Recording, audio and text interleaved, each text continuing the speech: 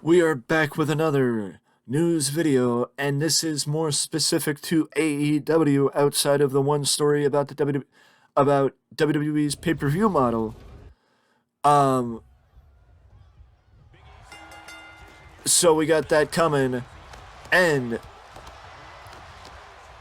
we will shift over to AEW, but we will shift over to AEW first, as a lot happened on Dynamite last night, including Don Callis seemingly getting injured during a backstage segment with the BCC, where Mox hit him with a hard right hand, a hard forearm, and it seemed like Don Callis hit his head on the way down because his head opened up like a faucet after he hit the ground, and it seemed like he might have. So I would like to send well wishes to Don Callis after last night's backstage segment with the BCC, as this will likely, and I said it last week and I'll say it again, I am intrigued by Don Callis again. I am intrigued by the story with Don Callis, Hangman Page, and Kenny Omega, where I could see Don Callis blaming Hangman for what happened last night and trying to drive the wedge further between Kenny and Hangman. But the problem with that is that if he drives the wedge further between Hangman Page and Kenny Omega, then the question would be, who's going to stop the BCC? Because now the BCC have another man on their side with the return of a certain American Dragon. Because Bryan Danielson is back after, about a month of being off television. The American Dragon is back, and he is a heel as he jumped Kenny Omega following his title defense against Jeff Cobb. It looked like Bryan Danielson was going to play peacekeeper with his BCC brethren, but he ended up hitting the Busaiku knee on Kenny Omega and then locking in a label lock as the rest of the BCC beat down Kenny. And now those those guys from the Blackpool Combat Club are all officially heels and are going to run roughshod through AEW. But I think it is a needed shakeup, especially with the fact that Mox has not been a heel since he started in AEW. To my knowledge, I could be wrong, but I don't think Mox has been a heel since he started in AEW. And also, allowing Claudio to be a heel in AEW would and should allow him to be a heel on Ring of Honor television as well, because that would make way for Eddie Kingston to play the babyface in his rivalry with Claudio Castagnoli. Because it's unquestionable, in my opinion, that in that rivalry, Eddie's supposed to be the babyface and Claudio's supposed to be the heel, brushing off Eddie's advances to challenge for the world title.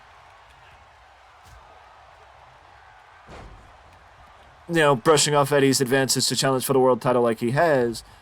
It is unquestionable that one is the heel and one's the babyface, and it isn't how it was when it came to the end of end of Eddie's time on AEW, because I do believe Eddie was the heel at the end of his time on AEW before he walked away to join Ring of Honor.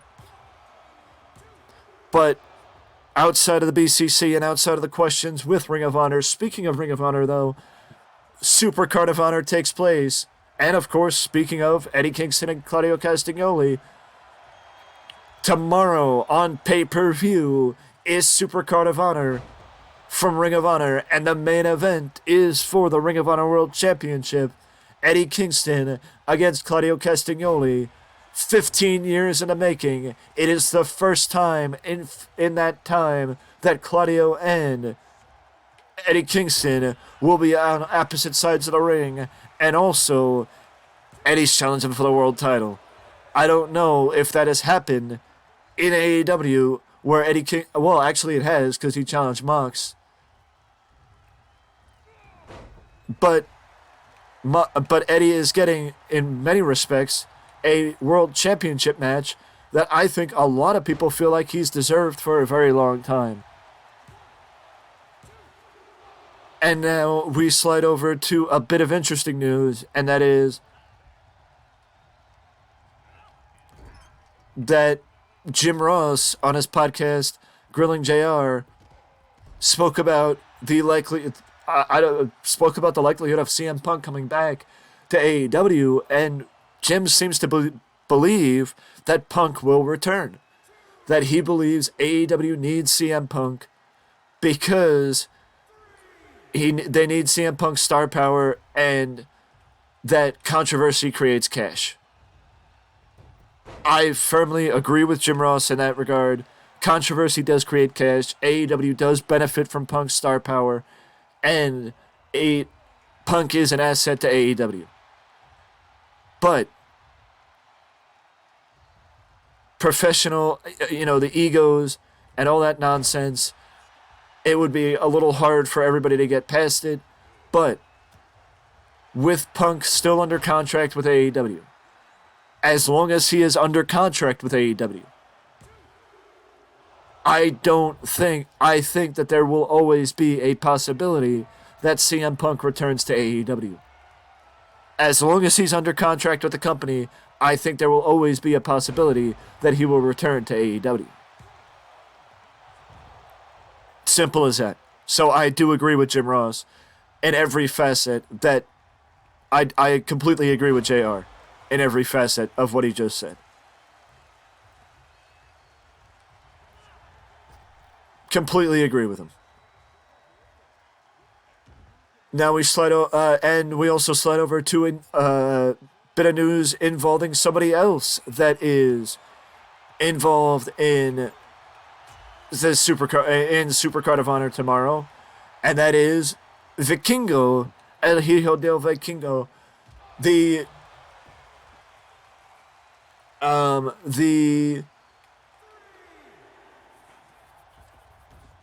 triple. That's the title he holds.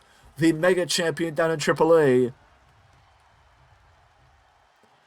He is up against Commander tomorrow on Supercard of Honor, but according to reports, Vikingo Vikingo at least is not working with an AEW contract, and according to reports, actually Jurlistico, Vikingo, and Commander are all not under contract with AEW, and are working per appearance deals with the company. They're all working per appearance deals with the company because, well, they're under contract with AAA, and AAA is not going to let them be under contract with AEW. So to clarify, it is not that they're not under contract, it's that they're not under contract with AEW because they're under contract on loan from Mexico and their main company down in Mexico. Because their home base is AAA,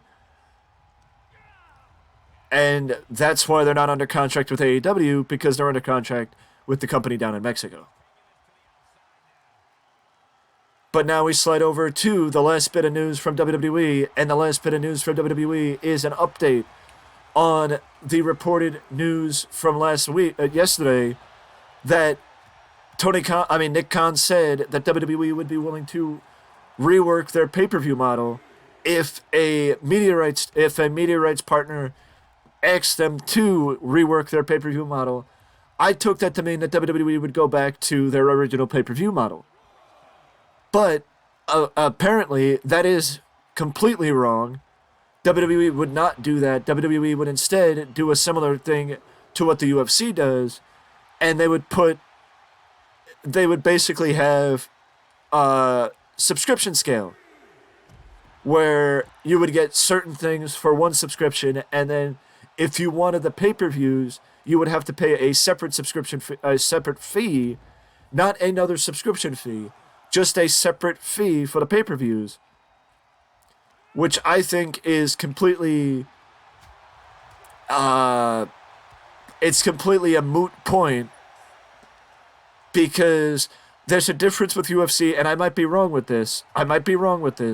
But there's a difference with UFC, and the difference with UFC is UFC did not do this. UFC did not do this from the start. UFC had a separate deal, and the streaming deal is something that only came about with their run with ESPN, or due to their run with ESPN. It was not because of it was not by doing of UFC before they were on ESPN Plus. And honestly, that is something that is a main difference for WWE, because WWE has allowed fans since the start of the network to pay one singular fee for the pay-per-views and the network. So it might be a little hard to encourage fans to pay another fee to watch pay-per-views if that is the format that WWE wants to go with after I'm assuming after WrestleMania, or with a new media rights deal. It would be hard to get fans to do that because fans have not done that. For almost 10 years, fans have been able to pay one fee and not have to worry. So to expect them to pay multiple fees to watch a pay-per-view, I think that'd be a little hard to get them to do. But that's just my opinion. Let me know yours down in the comment section below. And of course, we have one last video to get to, and that is the preview for Impact Wrestling in New Japan's Multiverse United, set to take place tonight at 8 p.m. Pacific, 11 p.m. Eastern Time on pay-per-view. More information on that in the next video.